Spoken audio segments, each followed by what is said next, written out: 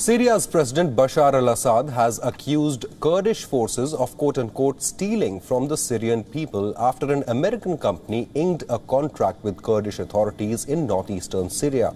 The contract looks to develop and export the region's crude oil under a secretive deal. The agreement comes months after US President Donald Trump announced he was leaving US troops to secure the oil. We're keeping the oil. We have the oil. The oil is secure. We left troops behind only for the oil.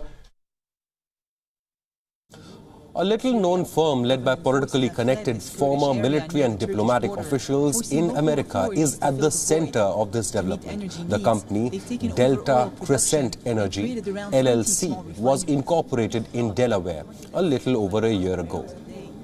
3 people are said to be on the helm of this company: a former diplomat to Denmark, a former soldier of the elite forces, and a former executive of a UK-based oil company with experience in Syria. It has been in talks with the Kurds for more than a year. America has categorically said, and I quote, "Syrian oil is for the Syrian people and we remain committed to the unity and territorial integrity of Syria." The State Department assures that the United States does not own, control or manage the oil resources of Syria. However, Syrian President Bashar al-Assad is seething with anger. The Assad government doesn't recognize Kurdish authorities in the region as autonomous.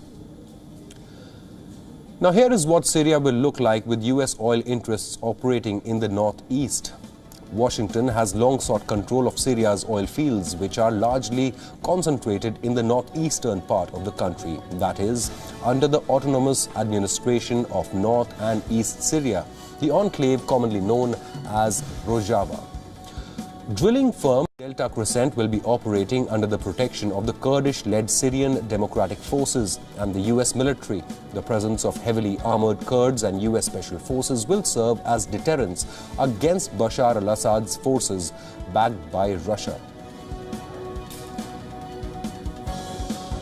From controlling the oil reserves in Hasaka and Deir al-Zor, 2 critical oil-rich regions connected by an oil pipeline.